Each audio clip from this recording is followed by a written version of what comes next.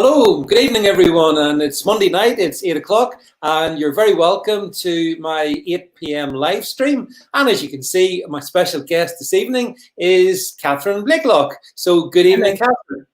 Hello, good evening. Now, as you all join, just to say the usual routine, please. So if you're following this on Twitter, on Periscope, make sure you send hearts and super hearts if you can.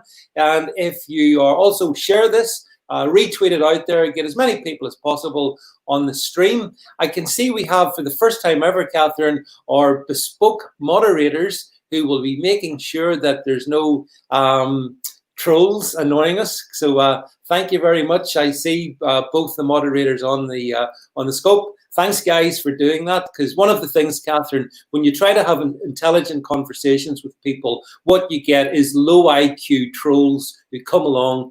And I attract them, you know, like a light attracts moths, unfortunately. But we've got them sorted tonight. So just share this, as I say, also on YouTube as well. So that's good. Lots of people watching. So that's all fine. Well, can I kick off first of all by saying that we do have a busy week ahead this week. So we've got Catherine on with us tonight for the next hour. Tomorrow night, we've got a couple of people Catherine probably knows from the Bruges group on to talk about a new book called Moralitis. So that tomorrow night. Wednesday night, we're going to talk about all things American. Got one of my old American friends on. So you got that to look forward to on Wednesday night. And then on Thursday night, apparently I'm on the Hearts of Oak live stream. So it's busy week. And Friday night, Anne-Marie Waters from the Forbidden Party. So lots of stuff happening this week.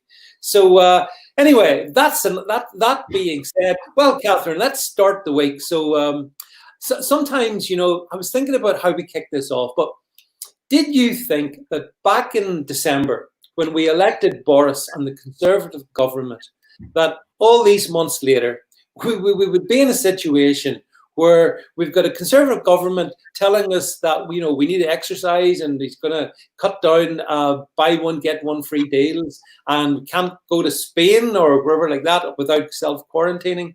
And we've got a nanny state government, haven't we, in the form of Boris? Yeah, we've got worse than that.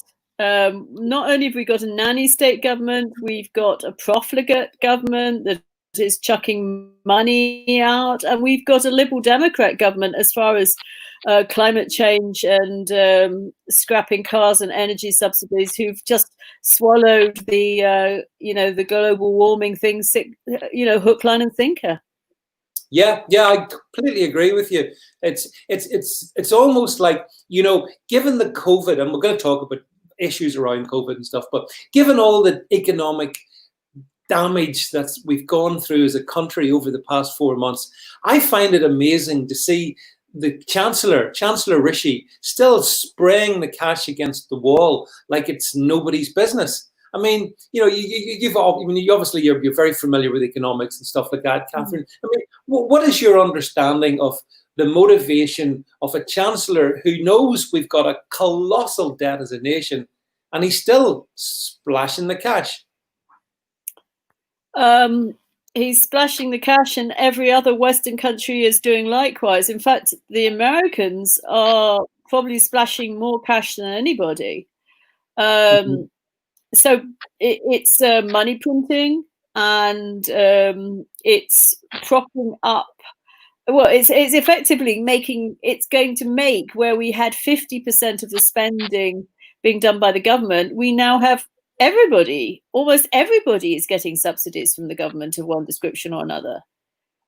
So we go from big government to bigger and bigger and bigger government. And of course, when you splash money around, you control those people to a large extent. Yeah, and that's probably the most worrying thing about it, the fact that we've got so many people now via the furlough on essentially the government payroll. That's really how it works. Well, but they don't want to go back to work. Many of them. They don't. No, you're so right. I mean, we see I see on social media, Catherine, all these images of people on trains, and the train carriages are like they're empty. There's nobody there.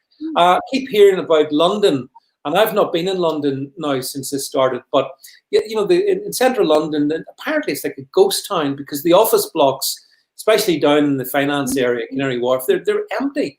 So surely that's going to cripple the economy, and the consequences of that we're going to have to live with for a very long time. We've got extraordinary things going on. I mean, for example, I'm involved in the holiday business. We're full.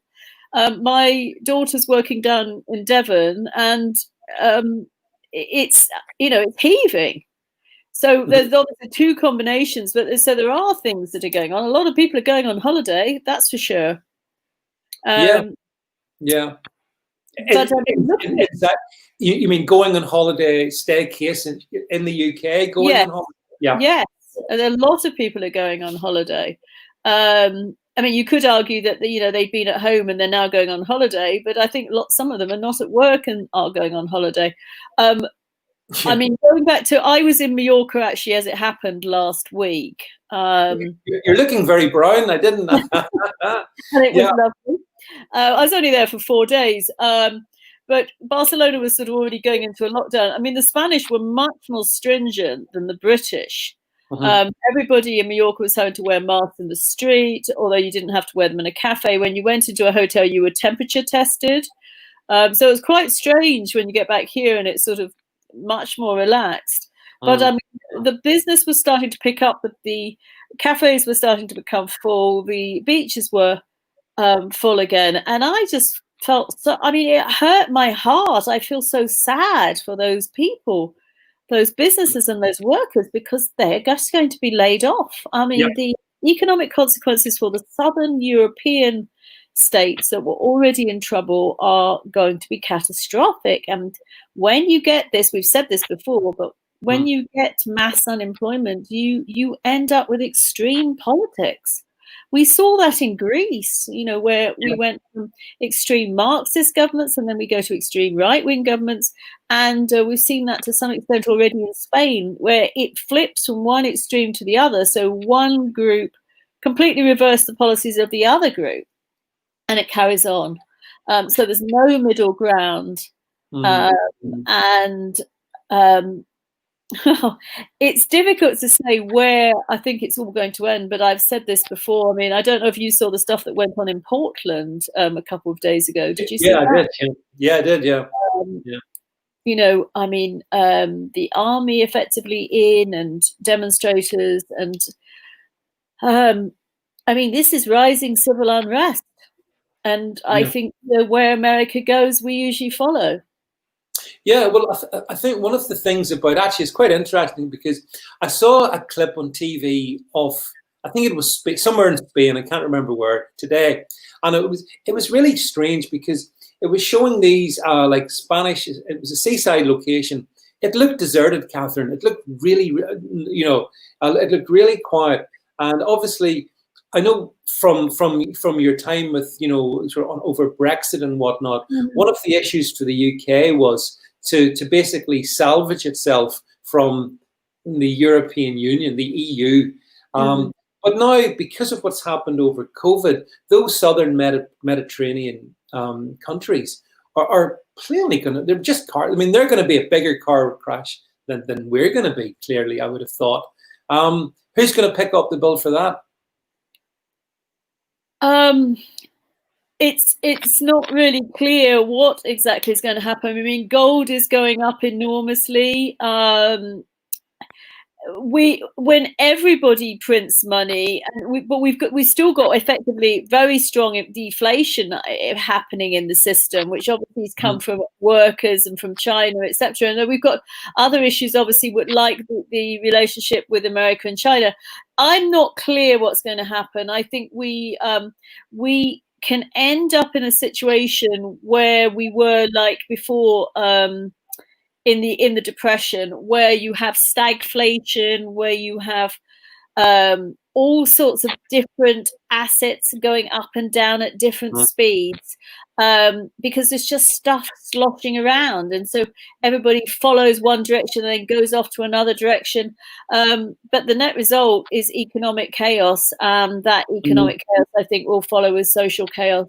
I think we're in a sort of honeymoon period at the moment. Yeah. With the stamp tax thing. I mean, and it's quite interesting that everybody's rushing out and buying houses. Yeah. They're going to save 5% and they lose 25%. You know. Yeah, I mean, I think one of my guests couple of weeks ago, Rebecca Butler, was saying that this is not the time to be buying property. In her opinion, this isn't a good time to be investing. But as you said, people are trying to.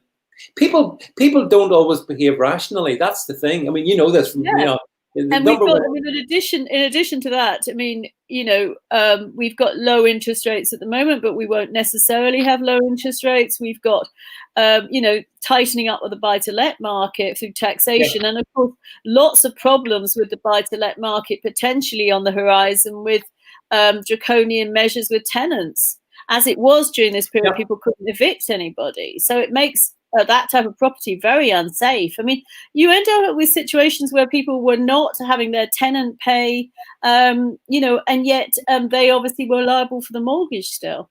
And people just buy to lets as sort of risk-free, but they are anything but risk-free at these levels. No, you're quite right. I can remember the time when buy-to-let was quite a pretty lucrative thing and a very sensible thing to get into. But over the years, the last sort of 5 years or whatever, governments really cracked down on, which I find strange because these are conservative governments allegedly cracking down on an area of entrepreneurialism that seems quite sensible to me. But I don't think it's something I'd want to be getting into in 2020 because it's just not worthwhile, is it? Well, I mean, the argument always is, oh, well, what should I do with my money? Well, in times like these, don't do anything. Hold cash or hold precious metals. Good advice. There is some evidence that they will try and cut down on, try and stop people holding gold as well. I mean, that's the next thing we do is when people sort of try to move into something which they consider safe, then American governments before now have banned the holding of gold. The other big move, of course, that's happening, well, there are two things that are happening. I mean, if you believe, which I do, and I mentioned this, I actually did a very interesting event which was the most extraordinary event. It was very interesting in Brixton between Tommy Robinson and a black nationalist. I've forgotten what his name was. People what was his name? I can't remember. I can't remember either. But I liked him. He was interesting, and there were some interesting black guys there. I mean, I enjoyed the event. But I said to them, do you realize that, Black Lives Matter, COVID, and climate change are all the same thing? Nobody had sort of thought about it. And they're the same thing because they're part of the great, break up Western society and the big green reset. When you have, and there is a very clear picture that we'll destroy industry and we'll have sort of some new green revolution. And it'd be wonderful if people don't commute and everybody rides bicycles. We don't have people going into London. And lots of other measures. So we're going to destroy businesses. And of course, there are people who go further than that and believe that the whole thing was sort of planned, or certainly the response was planned. I'm not sure about that, but I certainly think, never let a good crisis go to waste. No, exactly right. Yeah. It's funny how they all dovetail together so nicely. I mean, it's not that long ago since Extinction Rebellion were polluting the streets of London. But what were the things they were demanding? Well, a lot of the things they were demanding, we're kind of getting as a consequence of COVID. So it's like one works the other. And I'm sure Greta Thunberg, now she's back, in the headlines again, is very happy. People not being able to travel, the airline industry almost. Well, the airline industry is being crucified and is now just as EasyJet and Ryanair were getting themselves together again, and obviously Spain's in the summer is a big market, they've crushed it again. Yeah, I know. They've crushed it. Now, I'm wondering how all those red wall Boris voters are going to vote when they get their cars taken away and they can't go to Mallorca or Benidorm. I wonder actually how the people who wanted the Extinction Rebellion are going to work when they find that instead of it costing, £80 to go to Spain, return, it now costs £450 to go to Spain, because there's only 2 carriers left and about 1 flight a day. That's where we're heading. Well, I can remember at the time of the Extinction Rebellion protest, Catherine, I remember saying, like, these people it's like full-on sort of almost Luddites stroke Marxism. They want the only way you can get to this ludicrous, zero carbon is if we deindustrialize, if we go back to about 1780 or so. And if we did that, we no longer function as a technological modern society. And that was then. But now I can see we're making progress towards going back in time, because, as you said, flights are going to become more massively more expensive. The world is no longer necessarily somewhere you can easily travel around at all. For some, I'm sure, like yourself, Catherine, I've been fortunate and been able to travel around the world and enjoy that. I don't know that that's going to be something that is even going to be possible for people following on, Well, one bright thing of this is, of course, the airline business has been responsible for a lot of our migration problems, especially illegal migration. So maybe if it now costs £5,000 to come from Pakistan, we won't have as many people arriving. I mean, it's possible. Well, what we need is we need the fuel that goes into boats to become extremely expensive, and that might stop the Armada, which is traveling across the English Channel, seemingly, at a rate of knots on a daily basis. But yeah, that might be one upside. But it is interesting, isn't it, though, that these things have kind of coincided and merged together, and the consequence is, I don't know about you, Catherine, but I feel for the first time ever, you just worry about the future of our pluralist modern democracies. I do worry about them. I worry about it in every way. I mean, I worry about it I worry about it from a free speech point of view. Every day, last week we saw a professor of physics who made positive comments and said that German engineering was good and that Jews were very bright people. He lost his job for making positive comments. I mean, some positive comments now cause offense. I will just mention it, but the last 2 days, Thursday and Friday, I was in court, and we had the Amy Della Mura case, and she lost her appeal against Anna Soubry. And that was quite an important case. I met a Pakistani ex-Muslim who lost his job in the NHS because he had been supporting anti-grooming gang events, etc., and Antifa and Black Lives Matter came for him. So we've got these enormous free speech issues. We've got the destruction of the economy. We've got printed money, and we don't have at the moment, again, of course, any parties in this country that we're able to vote for. The Conservatives have, a stronghold on it. Right. I'm very, very worried, very, very worried. And I'm also, the other interesting thing, going back to climate, was, I've been working with Piers Corbyn recently, who, of course, comes from a completely different area of the political spectrum. But I've been working with him on climate things. He's a physicist, first from Imperial, and professional climatologist who thinks that climate change is just rubbish. And of course, it's a theory. And I published together in the Salisbury Review, I did some research. We put something called a climate catechism up because we believe that, the way people think about climate change is religious. Religion. Just absolutely. And we had more abuse than we had on any other subject. It was quite extraordinary. So for some reason, climate is right up there with transgender.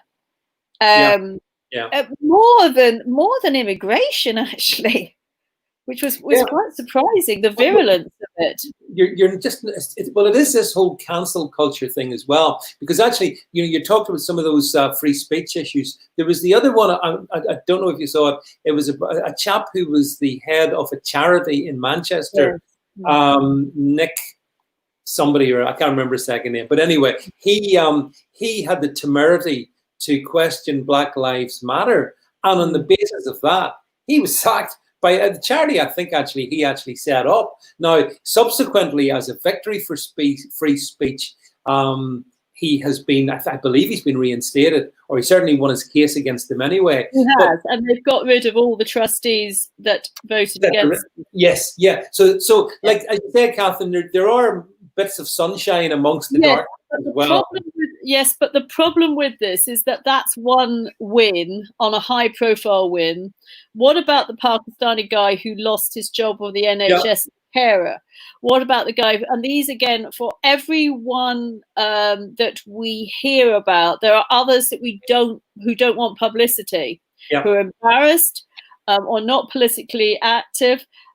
And the other problem is, if we take these cases individually, we're getting nowhere. I've actually been talking to a couple of people, high-profile lawyers in the political sphere this afternoon, about seeing whether we can. I mean, Toby Young is great in what he does, and so is Fair Cop. But we need to change legislation. And at the moment, the legislation basically says, and this is what happened in the Anna Soubry case, if I'm offended, it's a crime. Yeah, I know. It's mad. Yeah. And there's no free speech. And the other issue is about institutions. So I was considering getting some Conservative MPs, some of the ones who've been more outspoken on this issue, and lobbying them to see if we could actually get a bill through. Now, that may be too wide, because at the moment we've got the European Court of Human Rights, who basically said the same thing, that offence is a hate crime, is to try to get some sort of legislation about institutions. If we could get a state where it's unfair dismissal in institutions or businesses, at least we would be starting to get somewhere with it. So try to get some legislation on a narrow field, universities or the NHS or ASDA or whoever it might be. Well, certainly universities seem to be really on the front line, because any dissent at all from wokeness means that they persecute you, whether you're a student, whether you're a lecturer. Although, I mean, universities, Catherine, I have to say, have changed a lot since my day when I was at them. And, I just see them as little factories for cultural Marxism now. That's what I see them as, mostly. Not all disciplines, but certainly, let's talk, the arts, the humanities, some of those areas are, they're about transgender rights more so than anything else, and getting a degree in that, it's useless. You're not going to get it. No sensible person would ever employ it. But nonetheless, the universities is a front line for free speech, I think. So that might be a good area to be focusing on. And it's more than universities. I think there might be some easier cases than the universities.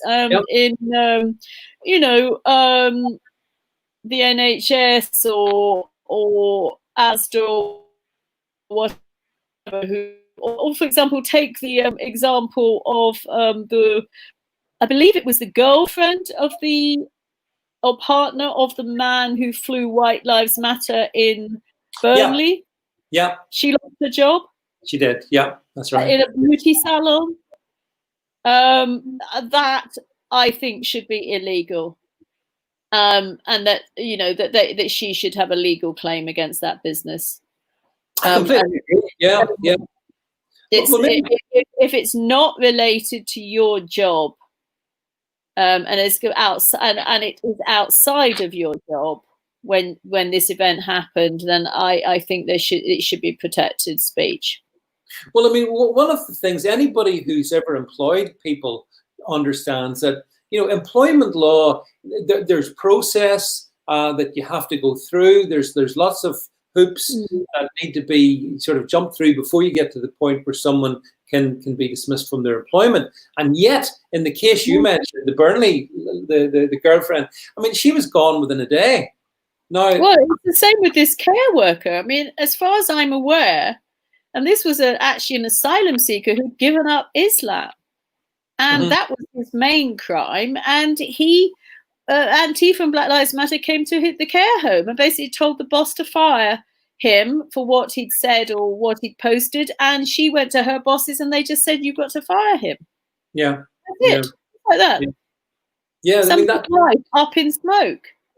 Yeah. You know, but that's what's so bad about this cancel culture. It's the fact that Antifa, Black Lives Matter, the hard left, the feral left can actually just instantly basically go, and the whoever the higher authority is, they crumble. They instantly concede. But the other interesting thing, and this is an interesting case, I was cancelled last week from doing a podcast about trading techniques in financial markets.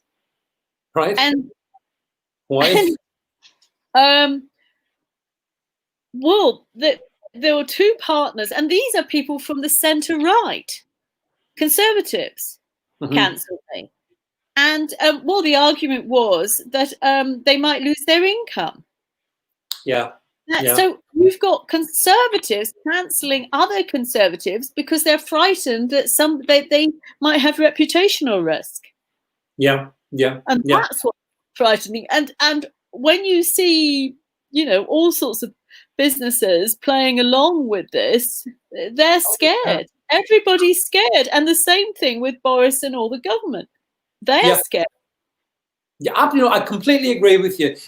When you look at the corporations, you know, the sort of corporate UK, and falling over themselves to appease because they don't want any trouble. They think that if they, you know, we've seen it with the Premier League, take a knee, and all of the Black Lives Matters, and they're doing that because they are scared. They think that will, you know, if you appease the crocodile, then it won't eat you, even though it will eat you, of course. I mean, they haven't really thought it through.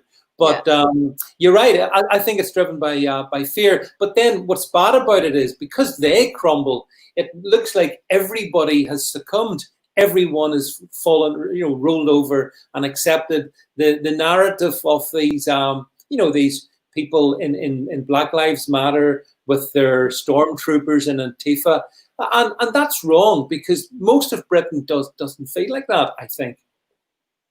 Yeah, I would agree. And I mean, one of the things that happened at the event that I went to with the Black Panther people in Brixton was where there was a guy with a Jamaican father and a white mother who took them on and said, I actually like Churchill and I'm patriotic, and they were more virulently nasty to him than they were to anybody else.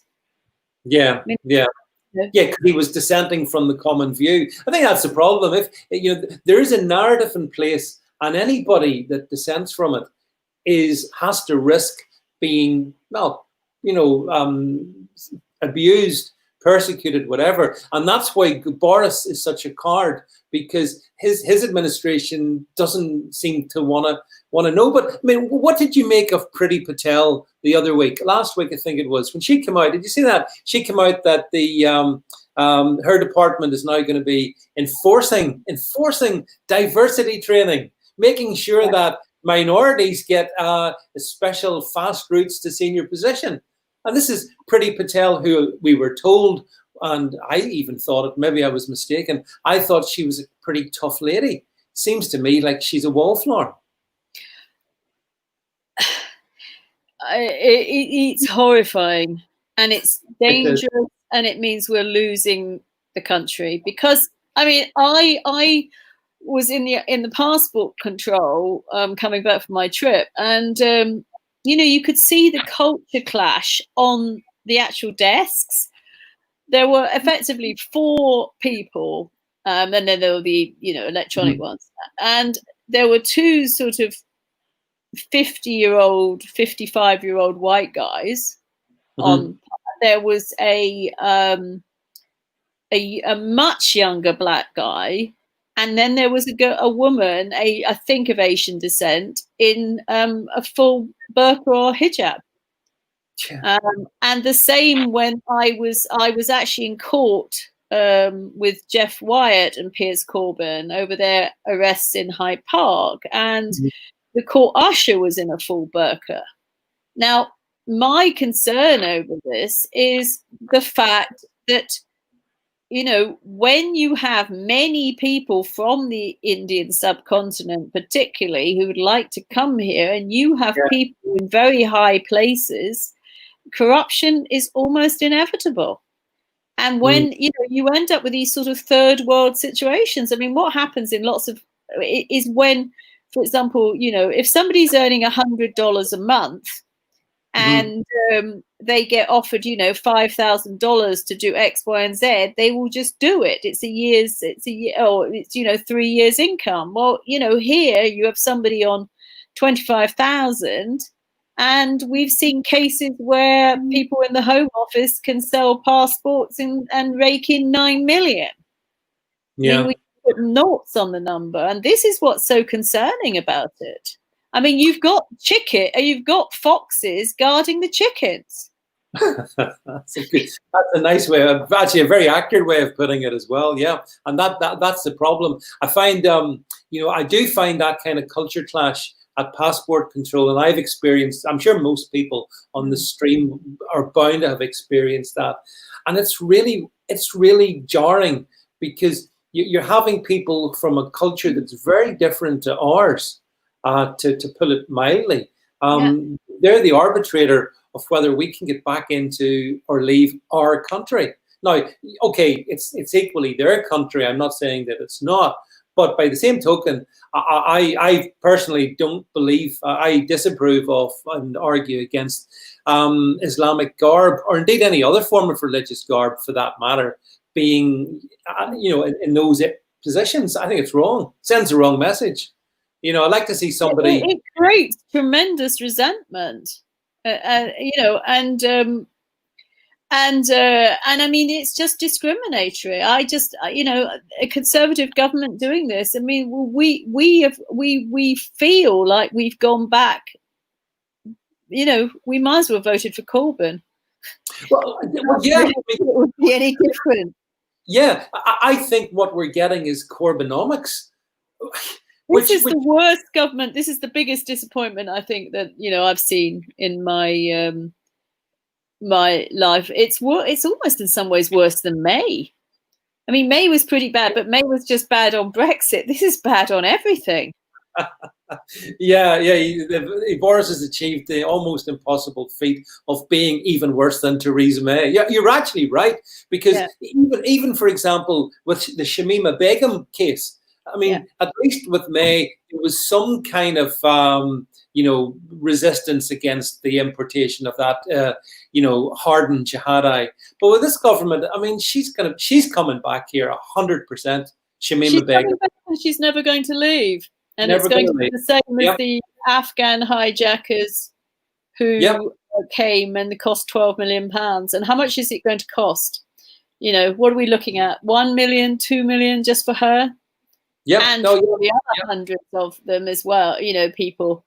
But, you know, Priti Patel is a disaster. She's a disaster with that idea about diversity. She's a disaster about what she's not doing with the boats that are being escorted in every day in Dover. And she is a disaster, as we know. I mean, Hearts of Oak had got an event on Saturday when they're presenting her with legal documents about why she hasn't deported people who lost their appeal 3 times and were supposed to be deported. I can't remember how many X number of years ago, and are sitting still living in the same street as the people they abused.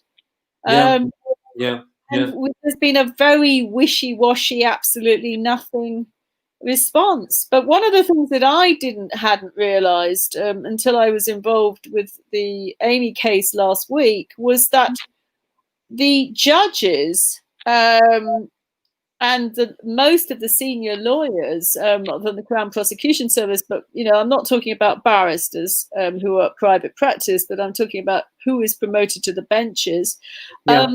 are all diversity people. They were promoted by Blair, and they're not even particularly good at the law. Being good at the law was not why you became Lady Hale. It was because you were good at diversity. Yeah. So I mean, diversity. The whole diversity agenda is like acid, and it's been eating away at our institutions at so many levels. And I think it's a bit like, the long march of the Marxists through the institutions, the universities. I mean, we're at the point now, Catherine, in 2020, where those radicals that came in back in the late 60s, 70s, they're all now, running they're running departments, they're running universities, and that's the same in the civil service. It's across the board. In the police, look at the police, look at the performance of the police. I think you sent a picture out of the lady in Derbyshire or something with the hair. Yeah. I can't remember what she'd said earlier, but something awful, hadn't she? Something very incredibly woke. I can't. She was very woke. Yeah, she was. Yeah. But I mean, but the real issue, the big issue that we've got coming up is the US election, because can you imagine it's going to be close and neither side's going to accept the result.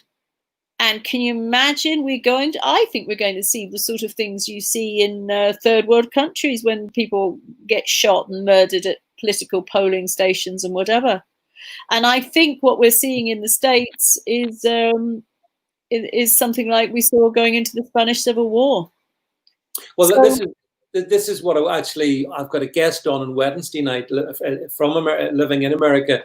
And, what I see in the States is, and we chat about this, folks, on Wednesday night, but I see the left in particular and its stormtroopers in Antifa and in the BLM movement, they will do anything. They will destroy everything. They will wreck. The Democrat governors are wrecking the economies deliberately in the states and in their individual states to try and make it Trump look bad. So, for me, this is it's what a year to be alive, Catherine. It's speeding up much quicker than we could have anticipated, and I think civil unrest is going to continue, and we. In some ways, we've got the end of socialism at the same time as we've got this sort of Marxism. I mean, one of the reasons we can't carry on like this is because we can't fund all this stuff. We can't fund the pensions, and we can't fund the migrants, we can't fund the legal bills. So we've sort of, on one hand, printed money because we've got the collapse of socialism, and then we've got this other sort of strain of Marxism, virulent Marxism coming in. I think that's a really good point you make. We have, certainly here in the UK, from an electoral point of view, seen socialism pretty much collapse. But then, as you say, it's really weird. At the same time, we've got this Marxism take off like a rocket. And it's such a strange dichotomy that, because actually socialism and Marxism, fundamentally, it's the same thing. It's all the same. But it's not, because... but what do you think of Keir Starmer then? Do you think Sir Keir is going to turn around the fortunes of Labour? No. The short answer, no. Because the point is that the Marxists don't want... You see, socialism, to a large extent, is democratic socialism. Yeah. But this is anti-democratic Marxism. They don't want democracy. They want totalitarian rule. They want to take over and they want to shoot us. We'll be up there on the front line. We'll be first in the queue, David. Yeah, I think so. Yeah. I'll be hunted through the forests till they get me. But but that's a good point. Actually, there is that fundamental difference. Yes, one's democratic, and what we've seen again with the protests in London, Catherine. At outside Parliament, the Churchill statue at the Cenotaph.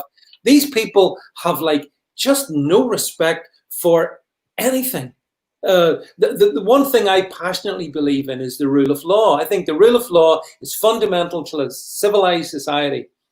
We ain't got the rule of law. Seems to be, well, they don't care about it. They don't care about it, and the lawyers and the judges don't care about it. Yeah, Yeah. I mean, the fundamental problem is that we don't really, the law doesn't exist. It's not equally applied all over the place. And then you end up in front of a judge who believes in Marxism and diversity. I mean, there was a paper I was reading, and I think it was Lady Hale who'd written this, and I think it was actually about abortion rights, but, it wouldn't really matter what it was about, who basically said that she thought that judges should take over from politicians, and that politicians should effectively be disbanded because judges were better than the democratic process for making decisions on these sort of things.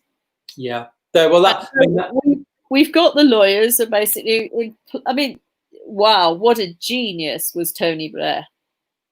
Yeah, a genius in terms of destroying society in every way, through the universities, through mass immigration, and through the law courts. Yeah, no, you're right. I mean, and as you say, Catherine, the essence of the law is we must all be equal under the law. And yet the reality is, if you're a BLM protester, you can do pretty much whatever you want. But you go into a supermarket and don't have a mask on, there's a greater chance that you'll be arrested for the latter rather than the former. What a world. What a world we live in where that can happen. And all that does is, I think, Catherine, it undermines people like people like you and I, and many people on this stream who would be firm advocates of law and order. It undermines our confidence in that, because then we shrug and say, well, hang on a second, this isn't right. And I see it all the time in social media, people going, how can this possibly be? How can it be that the government says, oh, social distancing, blah, blah, blah, and yet you get all these, mobs running through London when they take a notion without seemingly any kind of penalties being put against them? I mean, how can that be? Well, because one group are easy to control, and the other group people are frightened of. That's the truth. Yep. That is the truth. Yeah. Why are we catching people doing 33 miles an hour and prosecuting them when we're not catching cigarette gangs? Well, one group is easy and the other group isn't. Yeah. Yeah. Well, similarly, indeed, why are we catching people going over the speed limit, but we can't seem to catch the armada that sails across our beaches on a daily basis from the continent? I mean, but it's a lack of political will also. It's cowardice, and it's a lack of political will, and that's why. This is Cameron, I suppose, and Blair's influence. And I mean, Cameron moved the Conservative Party left and put a pile of Liberal Democrats in. I mean, somebody asks here, are judges elected or appointed? I'm afraid they are appointed. They're not elected. And that is part of the difficulty, that they have no real responsibility, responsibility really to us, the people. And increasingly, the judiciary, I see, Catherine, a bit like the media, the judiciary, they're activists. They're activists. The media, the BBC, Sky, people like that, they're activists. Yeah. They're bringing you news. They're bringing you propaganda. I tell you, something I shouldn't have done, because it's not good for my blood pressure. I watched the BBC 1 o'clock news for 25 minutes. It's grim. I mean, it's so predictable. Everything, you know what I'm talking about. Every story is on narrative. Everything, and so. It's not news. You're not watching news anymore. You're watching propaganda, which you're being forced to pay for. I mean, a very simple thing to do, and probably most of the people who are watching this already have. But ask your friends and neighbours not to buy a TV license. Yeah, and that's the way to put it out of business. I mean, there is a Twitter account called Defund the BBC that went viral in a few days, and I believe the numbers are something. I can't remember what we said, but the BBC has lost something like 330 million in the last year, and it's rising ever more because a lot of people are just getting rid of their BBC license, and there are so many other ways now that you can access news. And I think it's about time that there was a mass poll tax sort of not pay. Yeah. could get that, that would have a real impact, because they could not even attempt to jail everybody, and lots of other people, as I said, have other ways of watching it. But yeah, people still will carry on and they won't do it. I think one of the problems about in particular the BBC, is over the last 10 years they've been losing around each year around about 700 to 800,000 license payers per year, and that's been good. But that's beginning to snowball even faster, as you say, not least for the defund the BBC campaign. And as someone who, I set up a website back in 2000 called Biased BBC, way back when I was a young man. I hated the BBC back then, still hate them now. And so I've always been an opponent of the BBC because I consider it to be toxic. But I think, the younger people nowadays, the millennials out there, Catherine, they don't watch the BBC anyway. I mean, it's an older demographic that watches them. But I don't know why this government and successive Conservative governments have been, again, too scared to take on the BBC. We keep being promised that this government, I'm told, post the end of this year, will take robust action against the BBC. I'll not be holding my breath, will you? No, and I mean, can you think, David, of anything positive that this government's actually done? Nope. Well, nope. And I mean, the other thing is, who out of this government, and I mean, obviously, everybody knows the Chancellor, Rishi, and everybody knows Priti Patel and Boris. And then after that, I sort of give up on names. I mean, do we know any of the others? Oh, we've got the deputy head prefect, Matt Hancock, the guy who tells us what to do. Matt Hancock, absolutely appalling Matt Hancock. He who would want to be Prime Minister, I think, but won't be. But yeah, you're right. Apart from that, well, who are the others? Because there's, and what's happened to all the names? What's happened? Are they just getting no coverage? I mean, what's happened to, Bill Cash and Andrew Brigham and all the Brexiteers? I don't know. It's a good question. Yeah. Daniel Kowalski and these other people. I mean, where are they? Well, is it because COVID has just blown everything away, do you think? You think it's, the COVID agenda is like every day, it's everywhere. And I think the Conservatives have, obviously in a mess over it as a party. So maybe it's they just don't want to go to camera. They leave it to those handful of people.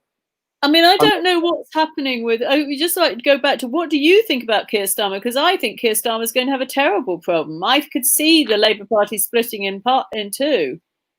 Yeah, well, the thing that amuses me about the Labour Party is that its fastest growing demographic, which we all know what that is not.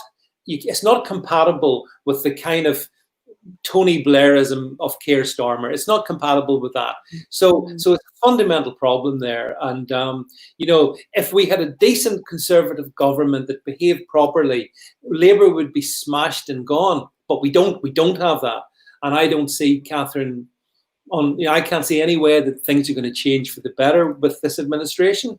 I think Boris has come out of his, I felt sorry for him when he got COVID and obviously was seriously ill. But since he's come back, he's like a woke shadow of what he was, and doesn't impress me in any way. And even the only thing, Catherine, I would say, I'd be interested in your view on this. The only thing this government has done that seems okay to me, and I could be wrong, but they seem to be sticking to the fact that come the 31st of December, we are, FTA or not, that's it. And I don't know if you think that. What do you think as regards that? Do you think this government actually will stick to its guns to keep our fishing waters? Yeah, I think they will do that. But that'll be about it, and that's the end of it. Agreed. Yeah, I think so as well. That's the only thing. I'm not sure. Maybe they think that is the thing that would support the red wall. Maybe if they deliver that. But I mean, these things like the spying thing are going to really upset the red wall. I agree. Really. And we just, and we've got the fringes on the right again, and where's Nigel gone? I mean, he's talking a bit about immigration, but he seems to have disappeared. I have no idea where he's even gone. No, I mean, I think that's one of the disappointments is that Nigel Farage who played such an important role up until last year, went missing in action, and now every now and again he seems to be, on a dinghy or whatever in the English Channel, film, or at the cliffs of Dover. But that's about it. There's no real coherence there. So I'm not sure that Nigel Farage is the man that we look to for the future. I'm not sure. I have lots of respect for him, don't get me wrong, but I'm just not sure. And you see, the other problem is that young voices in general just don't get through, because they might be obscure. There are voices all over the internet with little followings here and there, but they don't ever get through into any sort of mass media. They don't have the platform, actually, that Nigel had, because Nigel was, to a large extent, working in a different era. Yeah, no, that's right. Yeah, so it's very difficult to really see how we can address these fundamental problems of our. I don't know. A friend of mine joked, I don't know, but everybody knows that there's a Heart of Oaks rally, which I'm going to speak at in Westminster, and about the Rochdale groomers, and I'm going to be talking about lawyers and immigration and fees and costs and a broken system. But a friend of mine joked that if 4 people turned up, the BBC will report it and say, oh, well, that's not got any following. Yep. And if 40,000 turn up, they won't touch it. That's right. Yeah. Oh, yeah. They're blatant. Whereas if it was the other way around for a Black Lives Matters rally, they would actively ignore the 4 and then praise the 40,000. Yeah, the BBC. I think one of the hashtags on social media, which I quite enjoyed, is quite harsh, but scum media sort of sums them up, And although, mind you, what we've also seen in the past couple of days, and I know a lot of the people on the stream would have seen this. I'm not sure how familiar you are with your grime artists, Catherine. Can't say I'm up to date with them. Oh, you're talking about this anti-Semitic stuff that this guy called Wiley, is it Wiley? I think so. Yeah, and he went on a tirade on Twitter, vile anti-Semitism, tweet after tweet after tweet. And what have Twitter done with him? They've given him a 7-day ban, and he'll be back with his, and yet other people like Tommy Robinson, people like Katie Hopkins, my friend, they were wiped from that particular platform for, in my opinion, innocuous things. I mean, Katie just made a joke. I don't think Tommy was on an anti-Semitic rant, but yet, so it's double standards across the piece. Legacy media, big tech, these people are all our shared enemy, I think. So that's why I do things like this, to be honest. It's like one way, so at least people here can have an honest they can chat to us, Catherine, they can hear us. We don't have to be politically correct, and we can say the things that we genuinely believe. That's what I want. Once upon a time, you could have done this in this country, but in 2020, you really can't, can you? Well, you can't if you're saying one side. You can, to some extent, as we've seen with this case, when you're saying the other side. I mean, you can say all white people are bastards, but you can't say the inverse. And I won't even say it. No. That's the irony, is that you actually could get picked up and somebody will just pick that clip, as they did to Roger Scruton. I think it was Roger Scruton, where they... It was Roger Scruton, yeah. And they edit the rest of it, the context. I mean, that's extraordinary, isn't it? Awful. So you can't, you have to be very careful with every word. Yeah, they actually have got to the point where we all censor ourselves. I do, you do.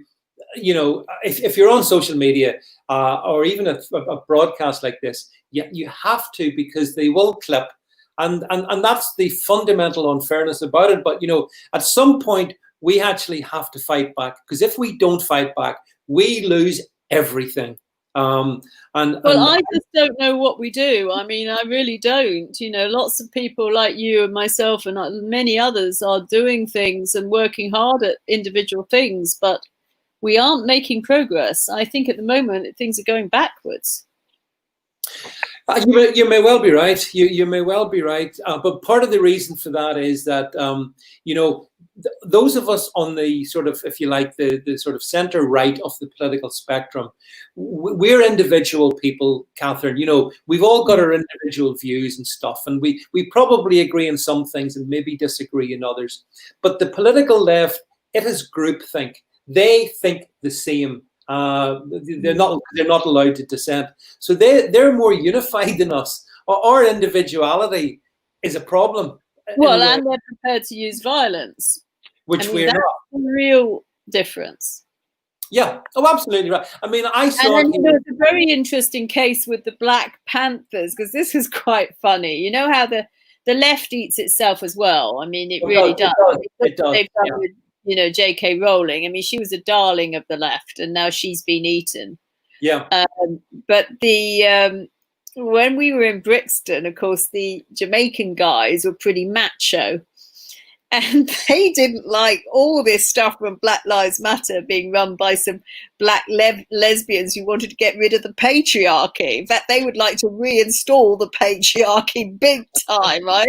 I mean, you have these just ridiculous, you know. So they're not united, but they are united when it comes to going after a common enemy. Yeah, that is a good point. Yeah, I mean, I guess as you say, that it's a loose coalition, but they know who the enemy is because it's us and it's the people on this stream. And actually, it's the majority of what I would see is the decent backbone of Britain. They're the enemy, but yet they're the majority, and yet they're bullied by this pretty tiny minority. Yeah, but I mean, the problem is, Dominic Frisby did this, which is what's alarming. Is, I mean, I know really very well that ethnicity is not, you know, that doesn't mean ethnicity does not mean political persuasion, but it's some indication, because you tend to find ethnic minorities voting Labour. And being less conservative, although some of them are conservative. Yeah, they are.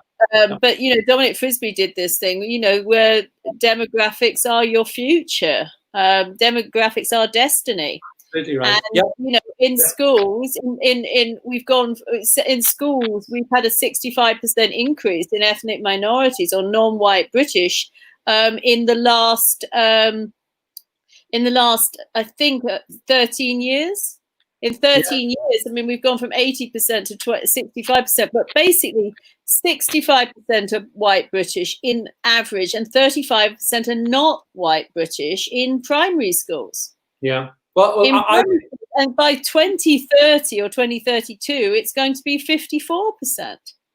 The trend continues. I mean, I completely agree with Dominic Frisby. I've said it myself. You know, demography is your future. It's a very simple and fact-based observation. You can't argue against it. The problem is that in this country, some people, particularly those in government, they cloak the demographics. We're not allowed to talk about it. You know, if we talked about it too openly, we could have problems even in this stream. So it's almost like you're being hollowed out from within, and you can't talk about it.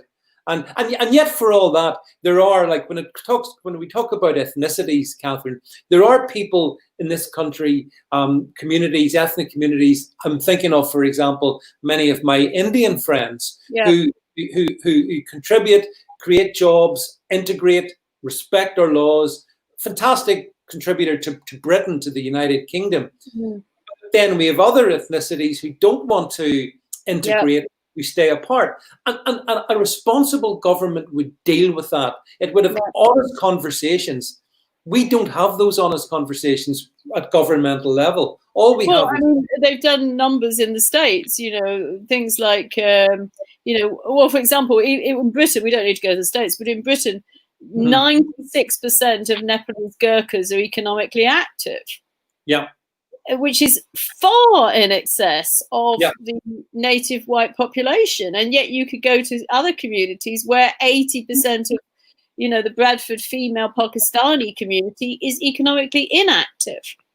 So, and these are people from the same continent.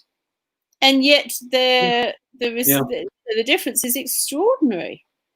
And yet it's significant. It's massively significant for a country like ours. You know, I think that the UK should be welcoming of people who will integrate, accept our laws, contribute economically and in every other way. That's the basis for effective immigration. But that's not what my view is not that. My view is that we shouldn't be having mass immigration, permanent immigration. We should be allowing people, like I worked in Singapore for many years. I worked in the US for many years. I contributed to both those societies, but I didn't have rights to those societies. Yeah, and we shouldn't be giving out passports. So the issue for me about immigration is not the relevant one. It's the fact that we gave out passports. And I've talked about this before. If we hadn't given out the passports in the 1960s, we wouldn't be having the problems that we're having now in Bradford, you know, and all these other places in the northern cities. So people come, they work, and then when they retire or when their contract is finished, they go home. Yeah, and that's how most other countries run things, except us. I mean, somebody says here we have enough immigrants to build up our future wealth. Well, yeah, I agree with that. Well, the real issue as well is, though, that we're going to be facing with technological change and this COVID crisis, massive unemployment. Yes, absolutely right. And so we don't need more. The last thing we need is more unskilled labor. And we also, to a large extent, you know, we're even importing skilled labor that can't find jobs. I've got a friend who's Nepalese. He has got an MBA. He worked for an insurance company. He got made redundant and he's been unemployed. Yeah. Well, you're absolutely right. I mean, one of the things just put yes, of course. I mean, I'm quite aware that Pakistan and Nepal have different religions, but it's even more than that. You know, I mean, but Nepal itself has got a lot of different religions. So you can have, you know, even within a single country, you have a lot of ethnic variation. Nepal's got 70 different groups, and it has remarkably different outcomes between those different groups. But I think you made a really crucial point there, Catherine. And it struck me during the months of lockdown, you know, back in March and April, when people were, you know, lots of businesses were closed, shut down, workforces at home, and yet we had all this immigration coming, illegal immigration to my mind anyway, coming across the channel, and that seemed to be okay. So even in the middle of our economy being locked down and millions being made economically inactive by the government, we were still facilitating. We're still accommodating anyway. Well, and worse than that, they were breaking. It doesn't matter whether you agree or you don't agree with the COVID regulations, but they were breaking all of them. So they should have been arrested. I mean, Piers Corbyn and Jeff Wyatt were arrested in Hyde Park. And I went to Leicester with them, there were 9 of us outside the cathedral, and we had 2 police vans and about 30, 40 police. They left, and they said that if you don't get rid of one of you, then we will have to either arrest you or give you fixed penalty notice. So the argument presumably was that if you've got 8 people, you can't get COVID, but if you've got 9, you can. That sounds very scientific to me. I would believe that. Argument with the supermarket. So presumably at the height of the epidemic, all the way from January to the 24th of July, you didn't need a mask because it wasn't going to be caught in a supermarket, but now you do. I mean, it's just madness. It's insane. Catherine, just before we finish, just tell the people a little bit about this event that you're going to be doing on Saturday, I believe, in London, just so in case some people be around London. I was involved with the formation of Hearts of Oak, and that was involved with a friend of mine was helping. We actually chose that name because there were a lot of different names, but basically Hearts of Oak is going to present legal papers to Priti Patel to say that they would like the Rochdale grooming gang rapists deported, that they were supposed to have been deported 3 appeals ago. I don't know how many years, 10 or 12 years ago, and they still haven't, and they're still living in the streets next door to their victims. So I know that Tommy Robinson will be there, Anne-Marie Waters, I believe, Richard Inman, Carl Benjamin, and I'm going to speak as well. And then I'm going to do something completely different on Sunday, and work effectively with Piers Corbyn and the left on an anti-lockdown rally in Norwich. So I'm very interested in working with people across the political spectrum. I think that's why I enjoyed meeting the Black Panther people. There were some of them you could talk to, and some of them you couldn't talk to. But I think we should have more of these type of events where you have people from across political spectrum. And I think, actually, to Nigel's credit, he did a good job with bringing in Green Brexiteers, Marxist Brexiteers, Labour Brexiteers. It's very difficult to hold that kind of alliance together all the same, but I agree. And you know something, the answer to all our issues, I believe, is if people with good intentions, regardless of where they are in the political spectrum, can sit down and talk. I mean, that's why I heard I don't know, I'll finish in this one. Did you see a Labour politician called, I think she's called, is it Nadia Whitcomb? She's the youngest MP in the Commons, I think. And she tweeted the other day that she felt was a discussion dialogue was problematical. Where do you start with that one? Did you see that one? I saw it, yeah. And it was a nonsensical tweet as well. It was very badly written, Yeah, everything she does, she says, is nonsensical. But I thought to myself, just based on what you're saying, like dialogue and people sitting around and trying to have an intelligent discussion, not always getting to agreement. That's the way to do things. But unfortunately, that's not what's happening, and you can see that in the States, where the left and the right are just going completely far apart to the point where there's no dialogue and then they fight each other. That's sadly what's happening. Yeah, well, let's hope, Catherine, that we can hopefully avert that here in our country. But look, thank you very much. The British are so, they'll just be polite. Oh, I know. No, that's part of the problem, of course, in Britain. Oh, it is. Conservatives just sort of don't want to talk about things. Yeah, well, that's what we're too embarrassed. Too embarrassing. It's too awkward. Well, I mean, there's a new right-wing magazine called The Critic, which is quite good in certain things, but they won't mention immigration and Islam. Yeah. Well, here in Alt News Media, we will mention everything. We won't be shut up because we do things respectfully and carefully, but we're not going to be shut up because if you're shut up, Catherine, the problem is then these problems fester. They don't go away, they get worse. And we're here to try to make things better. So look, thank you very much for being here tonight. Appreciate your time. Thanks everyone for being on the stream tonight. I'll be back tomorrow night, 8 o'clock, with the Bruges group to talk about mortalitis. So that'll be a good one. Tune in for that one. And in the meantime, Catherine, have a good evening and a pleasure to have you on the show. Thanks very much. Bye for now. Bye everyone.